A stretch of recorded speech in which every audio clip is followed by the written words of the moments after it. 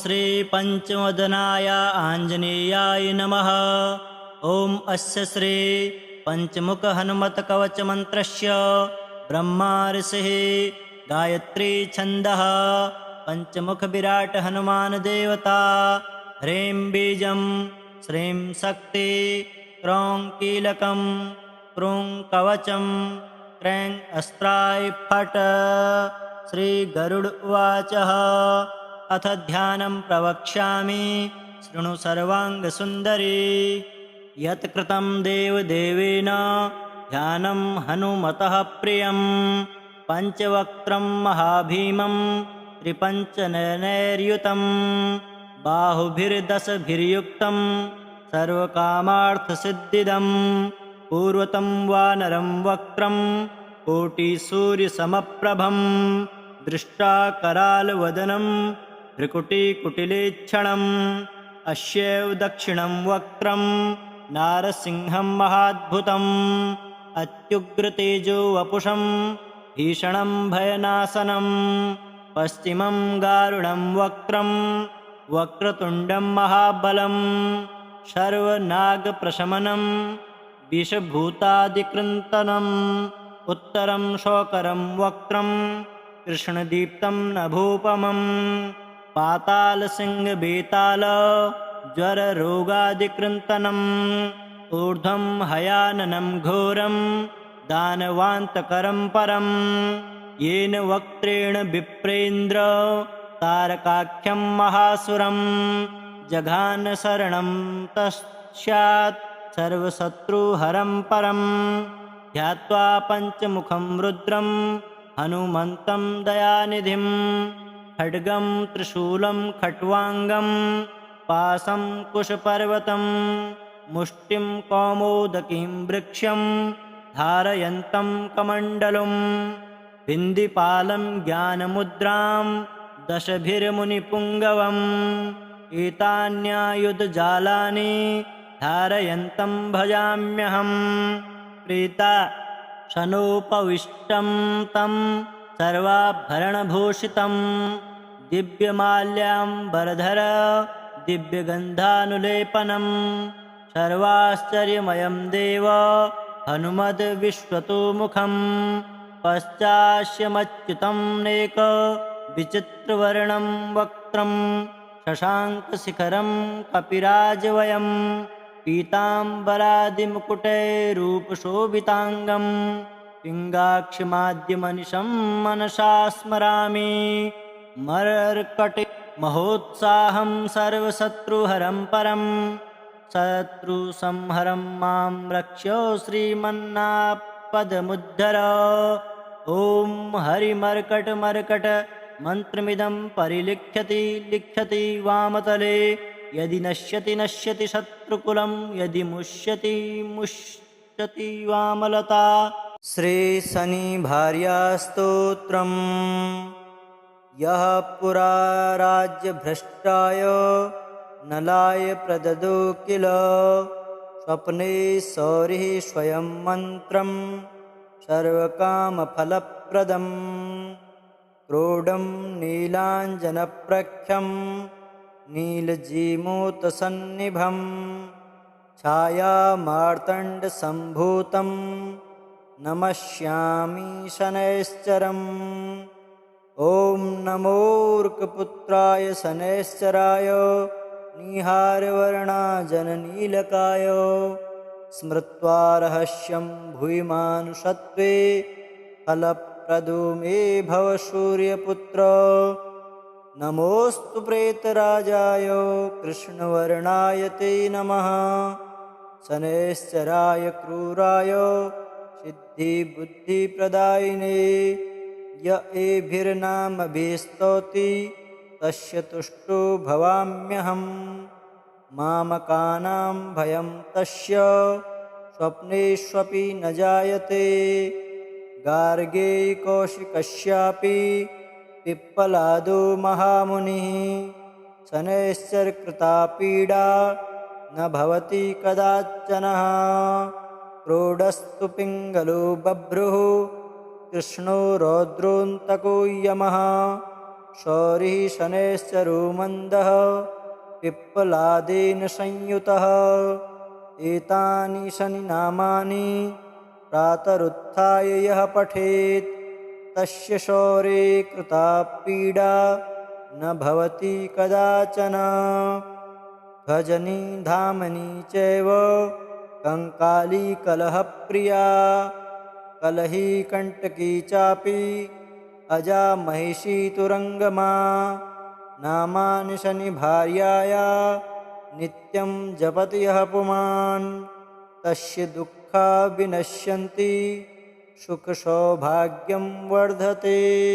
श्रीगरुड उवाच अथ ध्यानं प्रवक्ष्यामि शृणु सर्वाङ्गसुन्दरी। यत् कृतं देवदेवेन ध्यानं हनुमतः प्रियं पञ्चवक्त्रं महाभीमं त्रिपञ्चनयनैर्युतं बाहुभिर्दशभिर्युक्तं सर्वकामार्थसिद्धिदं पूर्वतं वानरं वक्त्रं कोटिसूर्यसमप्रभं दृष्टाकरालवदनं भ्रुकुटिकुटिलेक्षणम् अस्यैव दक्षिणं वक्त्रं नारसिंहं महाद्भुतम् अत्युग्रतेजो वपुषं भीषणं भयनाशनं पश्चिमं गारुडं वक्त्रं वक्रतुण्डं महाबलं सर्वनागप्रशमनं विषभूतादिकृन्तनम् उत्तरं शोकरं वक्त्रं कृष्णदीप्तं नभोपमं पातालसिंहबेताल ज्वररोगादिकृन्तनम् ऊर्ध्वं हयाननं घोरं दानवान्तकरं परं येन वक्त्रेण विप्रेन्द्र तारकाख्यं महासुरं जघान शरणं तस्यात् सर्वशत्रुहरं परं ध्यात्वा पञ्चमुखं रुद्रं हनुमन्तं दयानिधिं खड्गं त्रिशूलं खट्वाङ्गं पाशं कुशपर्वतं मुष्टिं कौमोदकीं वृक्षं धारयन्तं कमण्डलुं बिन्दिपालं ज्ञानमुद्रां दशभिर्मुनिपुङ्गवम् एतान्यायुधजालानि धारयन्तं भजाम्यहं प्रीता शनोपविष्टं तं सर्वाभरणभूषितं दिव्यमाल्याम्बरधर दिव्यगन्धानुलेपनं सर्वाश्चर्यमयं देव हनुमद्विश्वतोमुखं पश्चास्यमच्युतं नेक विचित्रवर्णं वक्त्रं शशाङ्कशिखरं कपिराजवयं पीताम्बरादिमुकुटैरूपशोभिताङ्गं पिङ्गाक्षमाद्यमनिशं मनसा स्मरामि मर्कटे महोत्साहं सर्वशत्रुहरं परं शत्रुसंहरं मां रक्ष्यो श्रीमन्नापदमुद्धर। ॐ हरिमर्कटमर्कट मन्त्रमिदं परिलिख्यति लिख्यति वामतले यदि नश्यति नश्यति शत्रुकुलं यदि मुष्यति मुष्यति वामलता। श्रीशनिभार्यास्तोत्रम्। यः पुरा राज्यभ्रष्टाय नलाय प्रददो किल स्वप्ने सौरिः स्वयं मन्त्रं सर्वकामफलप्रदम् क्रोडं नीलाञ्जनप्रख्यं नीलजीमूतसन्निभं छायामार्तण्डसम्भूतं नमस्यामि शनैश्चरम्। ॐ नमोऽर्कपुत्राय शनैश्चराय निहारवर्णाजननीलकाय स्मृत्वा रहस्यं भूयिमानुषत्वे फलप्रदो मे भव सूर्यपुत्र। नमोऽस्तु प्रेतराजाय कृष्णवर्णाय ते नमः शनैश्चराय क्रूराय सिद्धिबुद्धिप्रदायिने य एभिर्नामभिस्तौति तस्य तुष्टो भवाम्यहम् मामकानां भयं तस्य स्वप्नेष्वपि न जायते गार्गे कौशिकस्यापि पिप्पलादो महामुनिः शनैश्चरकृता पीडा न भवति कदाचनः क्रोडस्तु पिङ्गलो बभ्रुः कृष्णो रौद्रोऽन्तको यमः शौरिः शनैश्चरो मन्दः पिप्पलादेन संयुतः एतानि शनिनामानि प्रातरुत्थाय यः पठेत् तस्य शौरे कृता पीडा न भवति कदाचन भजनी धामनी चैव कंकाली कलहप्रिया कलही कंटकी चापि अजा महिषी तुरंगमा नामानि शनिभार्याया नित्यं जपति यः पुमान् तस्य दुःखा विनश्यन्ति सुखसौभाग्यं वर्धते। श्रीगरुड उवाच अथ ध्यानं प्रवक्ष्यामि शृणु सर्वाङ्गसुन्दरी यत् कृतं देवदेवेन ध्यानं हनुमतः प्रियं पञ्चवक्त्रं महाभीमं त्रिपञ्चनयनैर्युतं बाहुभिर्दशभिर्युक्तं सर्वकामार्थसिद्धिदं पूर्वतं वानरं वक्त्रं कोटिसूर्यसमप्रभं दृष्टाकरालवदनं भ्रुकुटिकुटिलेक्षणम् अस्यैव दक्षिणं वक्त्रं नारसिंहं महाद्भुतम् अत्युग्रतेजो वपुषं भीषणं भयनाशनं पश्चिमं गारुडं वक्त्रं वक्रतुण्डं महाबलं सर्वनागप्रशमनं विषभूतादिकृन्तनम् उत्तरं शोकरं वक्त्रं कृष्णदीप्तं नभोपमं पातालसिंहबेताल ज्वररोगादिकृन्तनम् ऊर्ध्वं हयाननं घोरं दानवान्तकरं परं येन वक्त्रेण विप्रेन्द्र तारकाख्यं महासुरं जघान शरणं तस्यात् सर्वशत्रुहरं परं ध्यात्वा पञ्चमुखं रुद्रं हनुमन्तं दयानिधिं खड्गं त्रिशूलं खट्वाङ्गं पाशं कुशपर्वतं मुष्टिं कौमोदकीं वृक्षं धारयन्तं कमण्डलुं बिन्दिपालं ज्ञानमुद्रां दशभिर्मुनिपुङ्गवम् एतान्यायुधजालानि धारयन्तं भजाम्यहं प्रीता शनोपविष्टं तं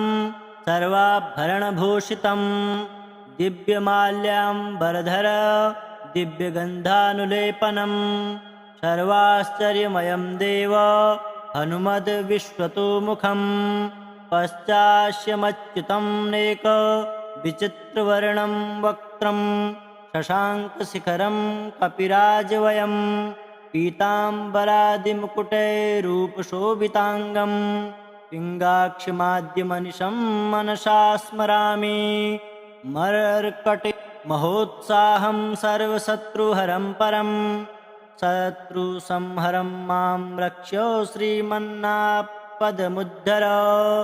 ॐ हरिमर्कटमर्कट मन्त्रमिदं लिख्यति वामतले यदि नश्यति नश्यति शत्रुकुलं यदि मुष्यति मुष्यति वामलता। श्रीशनिभार्यास्तोत्रम् यः पुरा राज्यभ्रष्टाय नलाय प्रददो किल स्वप्ने सौरिः स्वयं मन्त्रं सर्वकामफलप्रदम् क्रोडं नीलाञ्जनप्रख्यं नीलजीमूतसन्निभं छायामार्तण्डसम्भूतं नमस्यामि शनैश्चरम् ॐ नमोऽर्कपुत्राय शनैश्चराय निहारवर्णाजननीलकाय स्मृत्वा रहस्यं भूयिमानुषत्वे फलप्रदो मे भव सूर्यपुत्र नमोऽस्तु प्रेतराजाय कृष्णवर्णाय ते नमः शनैश्चराय क्रूराय सिद्धिबुद्धिप्रदायिने य एभिर्नामभिस्तौति तस्य तुष्टो भवाम्यहम्। मामकानां भयं तस्य स्वप्नेष्वपि न जायते। गार्गे कौशिकस्यापि पिप्पलादो महामुनिः शनैश्चरकृता पीडा न भवति कदाचनः। क्रोडस्तु पिङ्गलो बभ्रुः कृष्णो रौद्रोऽन्तको यमः। शौरिः शनैश्चरो मन्दः पिप्पलादेन संयुतः। एतानि शनिनामानि प्रातरुत्थाय यः पठेत् तस्य शौरे कृता पीडा न भवति कदाचन। भजनी धामनी चैव कंकाली कलहप्रिया कलही कंटकी चापि अजा महिषी तुरंगमा। नामानि शनिभार्याया नित्यं जपति यः पुमान् तस्य दुःखा विनश्यन्ति सुखसौभाग्यं वर्धते। श्रीगरुड उवाच अथ ध्यानं प्रवक्ष्यामि शृणु सर्वाङ्गसुन्दरी। यत् कृतं देवदेवेन ध्यानं हनुमतः प्रियं। पञ्चवक्त्रं महाभीमं त्रिपञ्चनयनैर्युतं बाहुभिर्दशभिर्युक्तं सर्वकामार्थसिद्धिदं। पूर्वतं वानरं वक्त्रं कोटिसूर्यसमप्रभं दृष्टाकरालवदनं भ्रुकुटिकुटिलेक्षणम्। अस्यैव दक्षिणं वक्त्रं नारसिंहं महाद्भुतम् अत्युग्रतेजो वपुषं भीषणं भयनाशनं।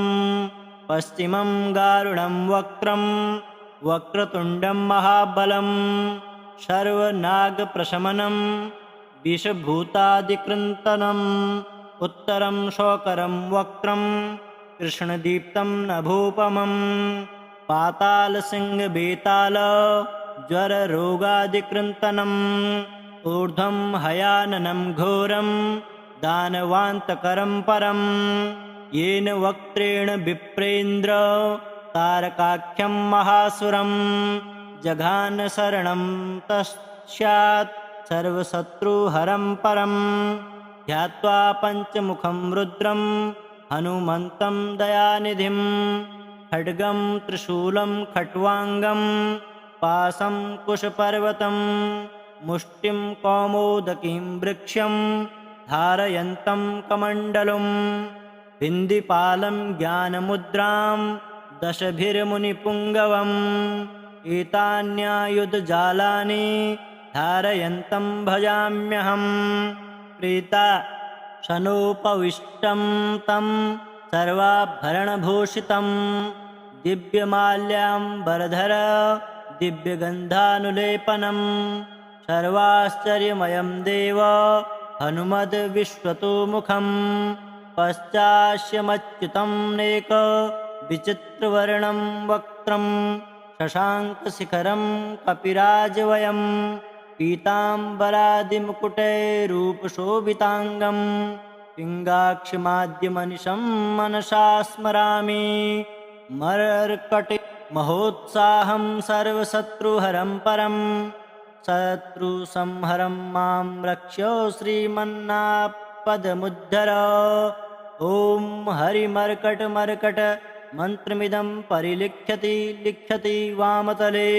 यदि नश्यति नश्यति शत्रुकुलं यदि मुष्यति मुष्यति वामलता। श्रीशनिभार्यास्तोत्रम्। यः पुरा राज्यभ्रष्टाय नलाय प्रददो किल स्वप्ने सौरिः स्वयं मन्त्रं सर्वकामफलप्रदम्।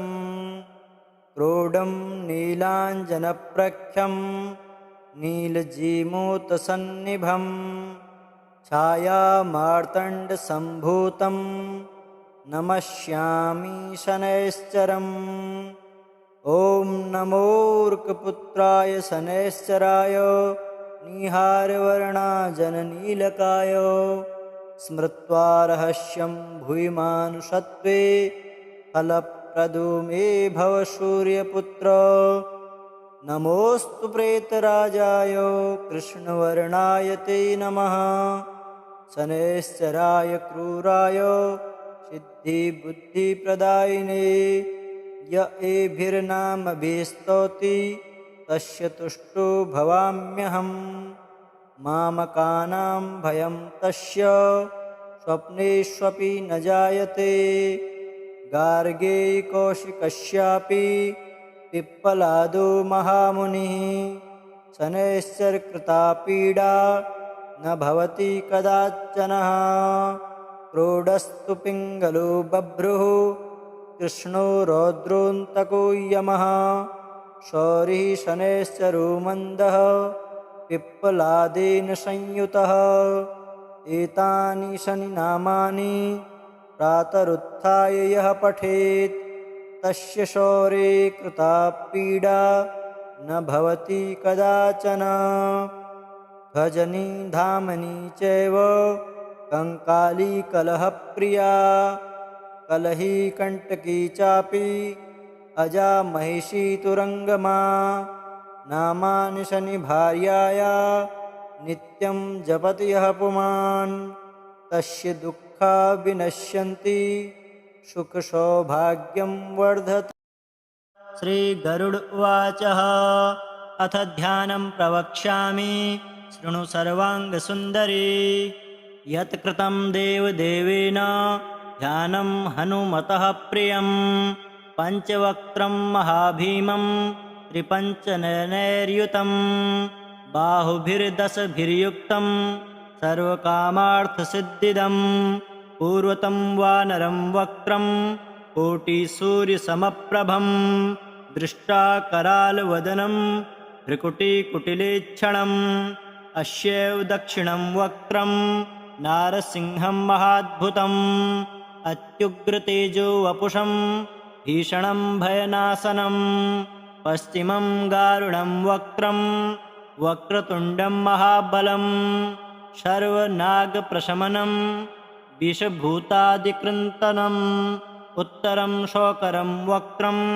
कृष्णदीप्तं नभोपमं पातालसिंहबेताल ज्वररोगादिकृन्तनम् ऊर्ध्वं हयाननं घोरं दानवान्तकरं परं येन वक्त्रेण विप्रेन्द्र तारकाख्यं महासुरं जघान शरणं तस्यात् सर्वशत्रुहरं परं ध्यात्वा पञ्चमुखं रुद्रं हनुमन्तं दयानिधिं खड्गं त्रिशूलं खट्वाङ्गं पाशं कुशपर्वतं मुष्टिं कौमोदकीं वृक्षं धारयन्तं कमण्डलुं बिन्दिपालं ज्ञानमुद्रां दशभिर्मुनिपुङ्गवम् एतान्यायुधजालानि धारयन्तं भजाम्यहं प्रीता शनोपविष्टं तं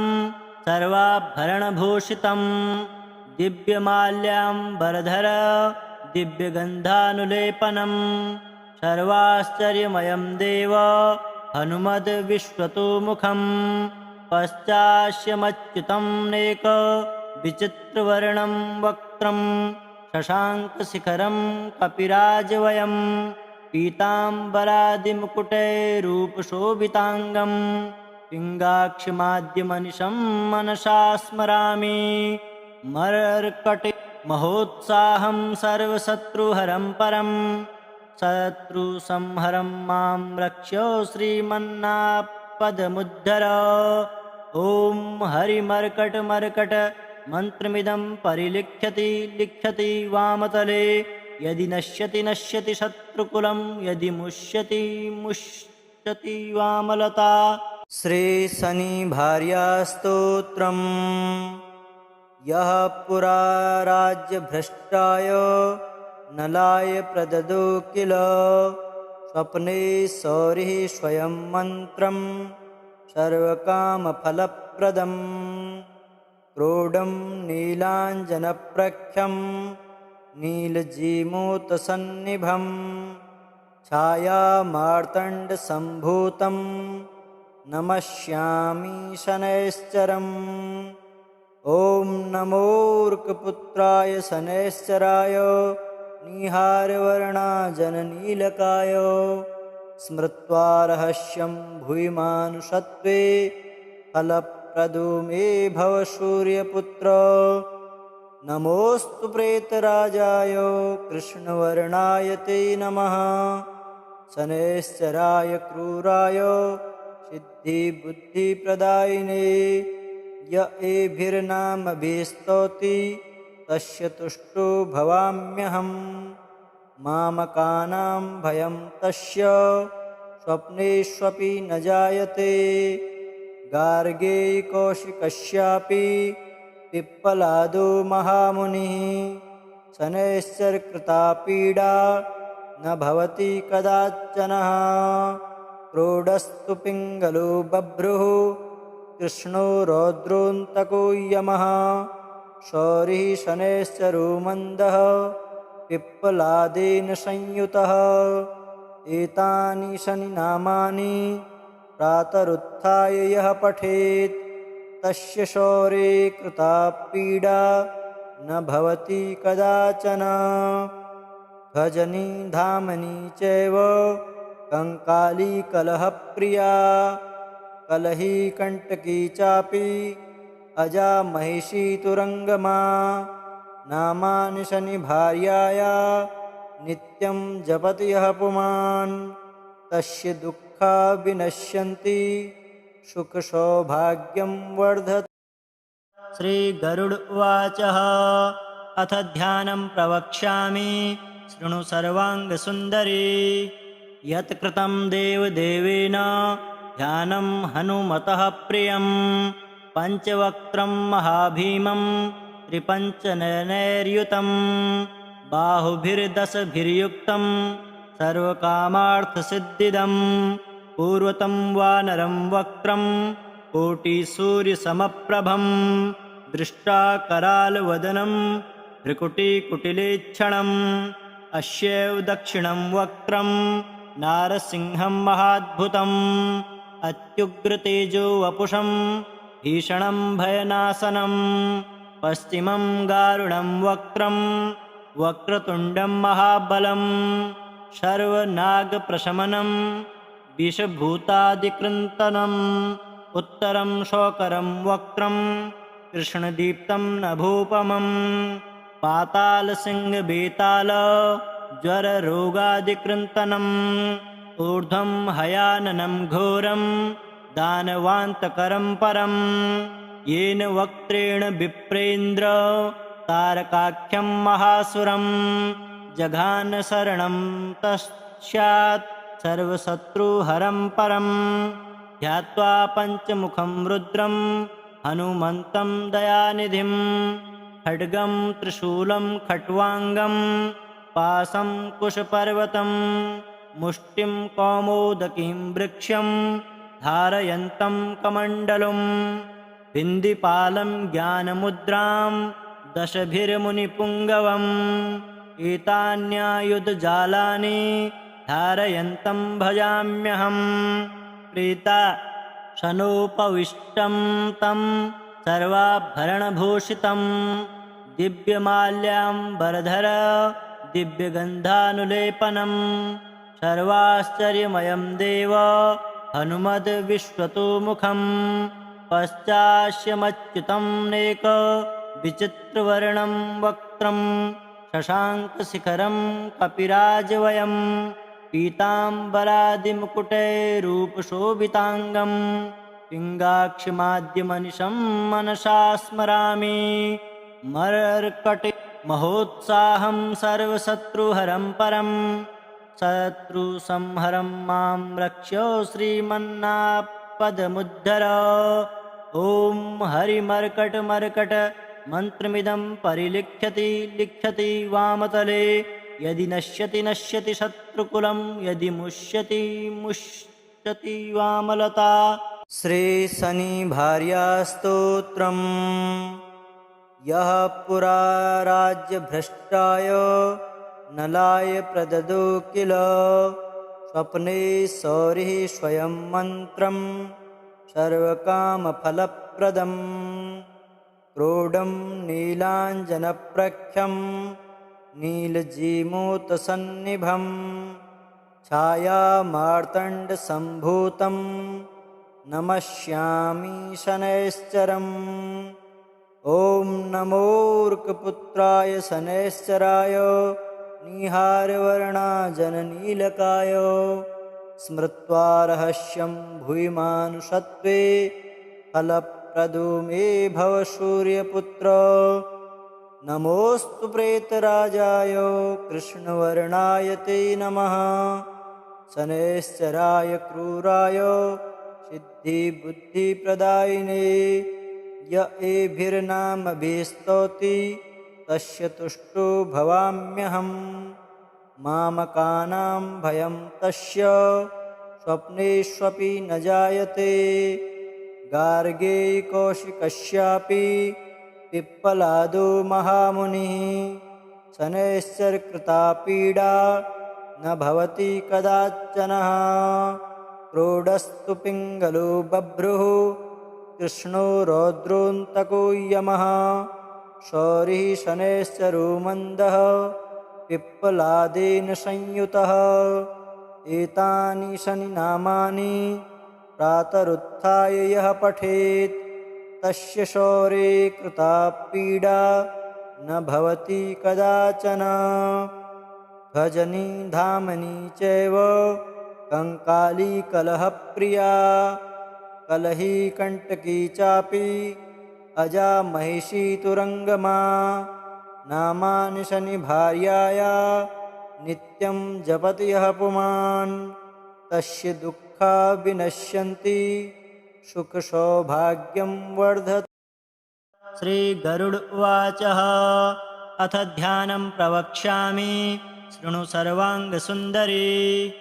यत् कृतं देवदेवेन ध्यानं हनुमतः प्रियं पञ्चवक्त्रं महाभीमं त्रिपञ्चनयनैर्युतं बाहुभिर्दशभिर्युक्तं सर्वकामार्थसिद्धिदं पूर्वतं वानरं वक्त्रं कोटिसूर्यसमप्रभं दृष्टाकरालवदनं भ्रुकुटिकुटिलेक्षणम् अस्यैव दक्षिणं वक्त्रं नारसिंहं महाद्भुतम् अत्युग्रतेजो वपुषं भीषणं भयनाशनं पश्चिमं गारुडं वक्त्रं वक्रतुण्डं महाबलं सर्वनागप्रशमनं विषभूतादिकृन्तनम् उत्तरं शोकरं वक्त्रं कृष्णदीप्तं नभोपमं पातालसिंहबेताल ज्वररोगादिकृन्तनम्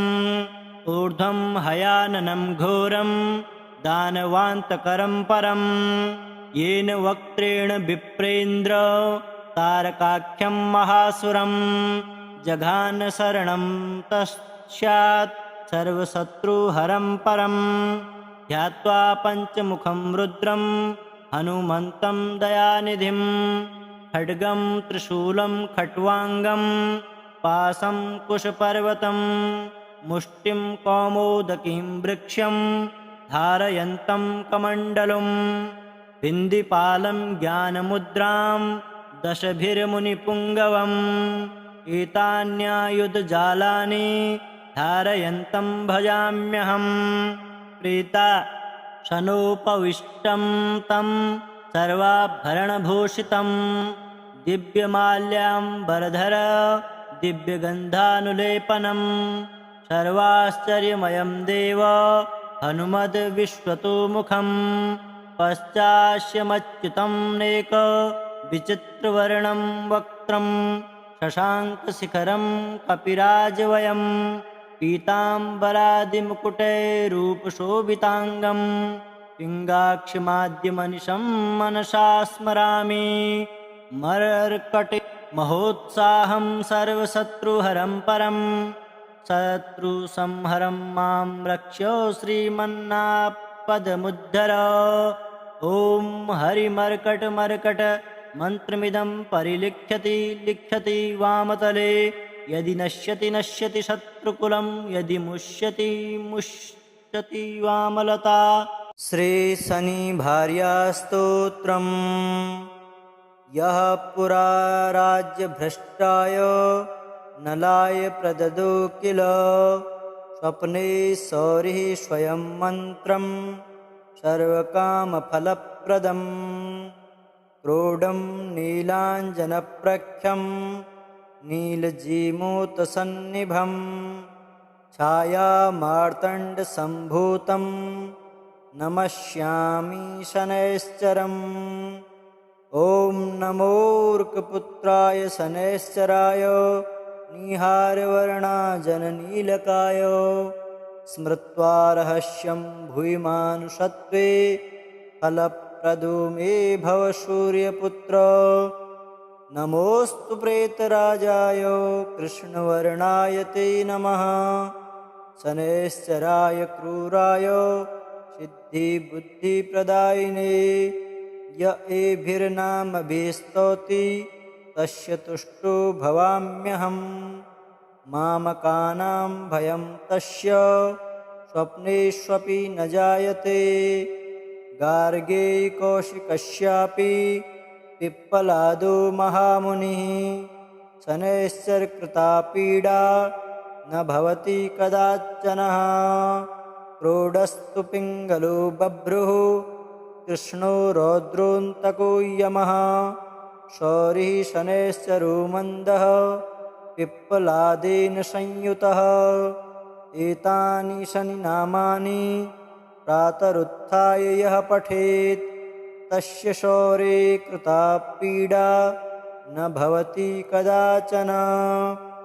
भजनी धामनी चैव कंकाली कलहप्रिया कलही कंटकी चापि अजा महिषी तुरंगमा। नामानि शनिभार्याया नित्यं जपति यः पुमान् तस्य दुःखा विनश्यन्ति सुखसौभाग्यं वर्धते। श्रीगरुड उवाच। अथ ध्यानं प्रवक्ष्यामि शृणु सर्वाङ्गसुन्दरी। यत् कृतं देवदेवेन ध्यानं हनुमतः प्रियं पञ्चवक्त्रं महाभीमं त्रिपञ्चनयनैर्युतं बाहुभिर्दशभिर्युक्तं सर्वकामार्थसिद्धिदं पूर्वतं वानरं वक्त्रं कोटिसूर्यसमप्रभं दृष्टाकरालवदनं भ्रुकुटिकुटिलेक्षणम् अस्यैव दक्षिणं वक्त्रं नारसिंहं महाद्भुतम् अत्युग्रतेजो वपुषं भीषणं भयनाशनं पश्चिमं गारुडं वक्त्रं वक्रतुण्डं महाबलं सर्वनागप्रशमनं विषभूतादिकृन्तनम् उत्तरं शोकरं वक्त्रं कृष्णदीप्तं नभोपमं पातालसिंहबेताल ज्वररोगादिकृन्तनम्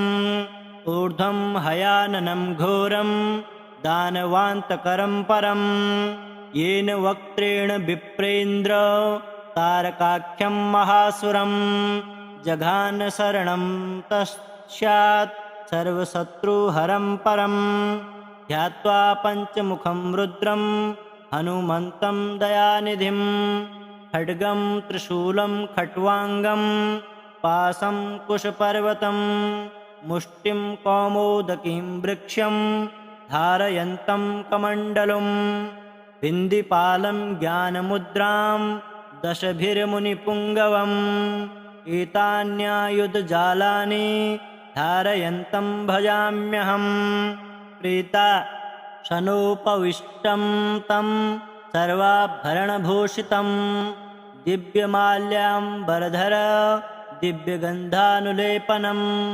सर्वाश्चर्यमयं देव हनुमद्विश्वतोमुखं पश्चास्यमच्युतं नेक विचित्रवर्णं वक्त्रं शशाङ्कशिखरं कपिराजवयं पीताम्बरादिमुकुटैरूपशोभिताङ्गं पिङ्गाक्षमाद्यमनिशं मनसा स्मरामि मर्कटे महोत्साहं सर्वशत्रुहरं परं शत्रुसंहरं मां रक्ष्यो श्रीमन्नारायणः पदमुद्धर। ॐ हरिमर्कटमर्कट मन्त्रमिदं परिलिख्यति लिख्यति वामतले। यदि नश्यति नश्यति शत्रुकुलं, यदि मुष्यति मुष्यति वामलता। श्रीशनिभार्यास्तोत्रम्। यः पुरा राज्यभ्रष्टाय नलाय प्रददो किल, स्वप्ने सौरिः स्वयं मन्त्रं सर्वकामफलप्रदम्। क्रोडं नीलाञ्जनप्रख्यं नीलजीमूतसन्निभं, छायामार्तण्डसम्भूतं नमस्यामि शनैश्चरम्। ॐ नमोऽर्कपुत्राय शनैश्चराय निहारवर्णाजननीलकाय। स्मृत्वा रहस्यं भूयिमानुषत्वे फलप्रदो मे भव सूर्यपुत्र। नमोऽस्तु प्रेतराजाय कृष्णवर्णाय ते नमः। शनैश्चराय क्रूराय सिद्धिबुद्धिप्रदायिने। य एभिर्नामभिस्तौति तस्य तुष्टो भवाम्यहम्। मामकानां भयं तस्य स्वप्नेष्वपि न जायते। गार्गे कौशिकस्यापि पिप्पलादो महामुनिः। शनैश्चरकृता पीडा न भवति कदाचनः। क्रोडस्तु पिङ्गलो बभ्रुः कृष्णो रौद्रोऽन्तको यमः। शौरिः शनैश्चरो मन्दः पिप्पलादेन संयुतः। एतानि शनिनामानि प्रातरुत्थाय यः पठेत्, तस्य शौरे कृता पीडा न भवति कदाचन। भजनी धामनी चैव कंकाली कलहप्रिया। कलही कंटकी चापि अजा महिषी तुरंगमा। नामानि शनिभार्याया नित्यं जपति यः पुमान्, तस्य दुःखा विनश्यन्ति सुखसौभाग्यं वर्धते। श्रीगरुड उवाच। अथ ध्यानं प्रवक्ष्यामि शृणु सर्वाङ्गसुन्दरी। यत् कृतं देवदेवेन ध्यानं हनुमतः प्रियं। पञ्चवक्त्रं महाभीमं त्रिपञ्चनयनैर्युतं। बाहुभिर्दशभिर्युक्तं सर्वकामार्थसिद्धिदं। पूर्वतं वानरं वक्त्रं कोटिसूर्यसमप्रभं। दृष्टाकरालवदनं भ्रुकुटिकुटिलेक्षणम्। अस्यैव दक्षिणं वक्त्रं नारसिंहं महाद्भुतम्। अत्युग्रतेजो वपुषं भीषणं भयनाशनं। पश्चिमं गारुडं वक्त्रं वक्रतुण्डं महाबलं। सर्वनागप्रशमनं विषभूतादिकृन्तनम्। उत्तरं शोकरं वक्त्रं कृष्णदीप्तं नभोपमम्। पातालसिंहबेताल ज्वररोगादिकृन्तनम्। ऊर्ध्वं हयाननं घोरं दानवान्तकरं परम्। येन वक्त्रेण विप्रेन्द्र तारकाख्यं महासुरं। जघान शरणं तस्यात् सर्वशत्रुहरं परम्। ध्यात्वा पञ्चमुखं रुद्रं हनुमन्तं दयानिधिं। खड्गं त्रिशूलं खट्वाङ्गं पाशं कुशपर्वतं। मुष्टिं कौमोदकीं वृक्षं धारयन्तं कमण्डलुम्। बिन्दिपालं ज्ञानमुद्रां दशभिर्मुनिपुङ्गवम्। एतान्यायुधजालानि धारयन्तं भजाम्यहम्। प्रीता शनोपविष्टं तं सर्वाभरणभूषितं। दिव्यमाल्याम्बरधर दिव्यगन्धानुलेपनं। सर्वाश्चर्यमयं देव हनुमद्विश्वतोमुखम्। पश्चास्यमच्युतं नेक विचित्रवर्णं वक्त्रं। शशाङ्कशिखरं कपिराजवयं। पीताम्बरादिमुकुटैरूपशोभिताङ्गं पिङ्गाक्षिमाद्यमनिशं मनसा स्मरामि महोत्साहं सर्वशत्रुहरं परं शत्रुसंहरं मां रक्ष्यो श्रीमन्नापदमुद्धर ॐ हरिमर्कटमर्कट मन्त्रमिदं लिख्यति वामतले यदि नश्यति नश्यति शत्रुकुलं यदि मुष्यति मुष्यति वामलता। श्रीशनिभार्यास्तोत्रम्। यः पुरा राज्यभ्रष्टाय नलाय प्रददो किल स्वप्ने सौरिः स्वयं मन्त्रं सर्वकामफलप्रदम् क्रोडं नीलाञ्जनप्रख्यं नीलजीमूतसन्निभं छायामार्तण्डसम्भूतं नमस्यामि शनैश्चरम्। ॐ नमोऽर्कपुत्राय शनैश्चराय निहारवर्णाजननीलकाय स्मृत्वा रहस्यं भूयिमानुषत्वे फलप्रदो मे भव सूर्यपुत्र। नमोऽस्तु प्रेतराजाय कृष्णवर्णाय ते नमः शनैश्चराय क्रूराय सिद्धिबुद्धिप्रदायिने य एभिर्नामभिस्तौति तस्य तुष्टो भवाम्यहम् मामकानां भयं तस्य स्वप्नेष्वपि न जायते गार्गे कौशिकस्यापि पिप्पलादो महामुनिः शनैश्चरकृता पीडा न भवति कदाचनः क्रोडस्तु पिङ्गलो बभ्रुः कृष्णो रौद्रोऽन्तको यमः शौरिः शनैश्चरो मन्दः पिप्पलादेन संयुतः एतानि शनिनामानि प्रातरुत्थाय यः पठेत् तस्य शौरे कृता पीडा न भवति कदाचन।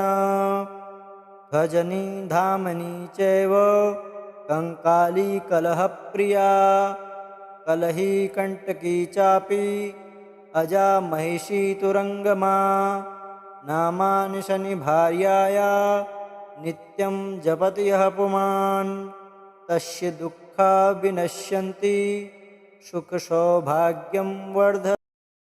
श्रीगरुड उवाच अथ ध्यानं प्रवक्ष्यामि शृणु सर्वाङ्गसुन्दरी यत् कृतं देवदेवेन ध्यानं हनुमतः प्रियं पञ्चवक्त्रं महाभीमं त्रिपञ्चनयनैर्युतं बाहुभिर्दशभिर्युक्तं सर्वकामार्थसिद्धिदं पूर्वतं वानरं वक्त्रं कोटिसूर्यसमप्रभं दृष्टाकरालवदनं भ्रुकुटिकुटिलेक्षणम् अस्यैव दक्षिणं वक्त्रं नारसिंहं महाद्भुतम् अत्युग्रतेजो वपुषं भीषणं भयनाशनं पश्चिमं गारुडं वक्त्रं वक्रतुण्डं महाबलं सर्वनागप्रशमनं विषभूतादिकृन्तनम् उत्तरं शोकरं वक्त्रं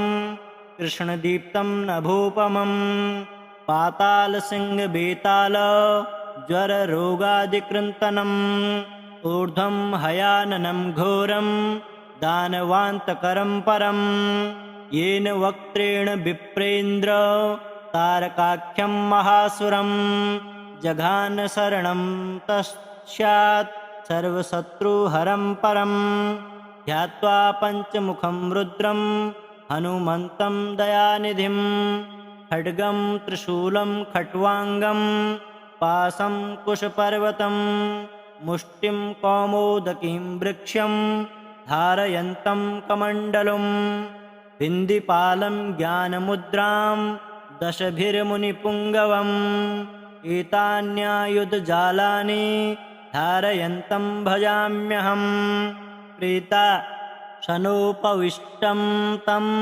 सर्वाभरणभूषितं दिव्यमाल्याम्बरधर दिव्यगन्धानुलेपनं सर्वाश्चर्यमयं देव हनुमद्विश्वतोमुखं पश्चास्यमच्युतं नेक विचित्रवर्णं वक्त्रं शशाङ्कशिखरं कपिराजवयं पीताम्बरादिमुकुटैरूपशोभिताङ्गं पिङ्गाक्षिमाद्यमनिशं मनसा स्मरामि मर्कटे महोत्साहं सर्वशत्रुहरं परं शत्रुसंहरं मां रक्ष्य श्रीमन्नापदमुद्धर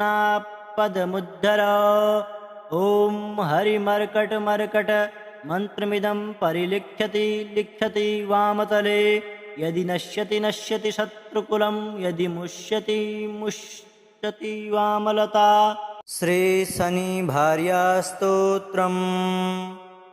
यः पुरा राज्यभ्रष्टाय नलाय प्रददो किल स्वप्ने सौरिः स्वयं मन्त्रं सर्वकामफलप्रदम् क्रोडं नीलाञ्जनप्रख्यं नीलजीमूतसन्निभं छायामार्तण्डसम्भूतं नमस्यामि शनैश्चरम्।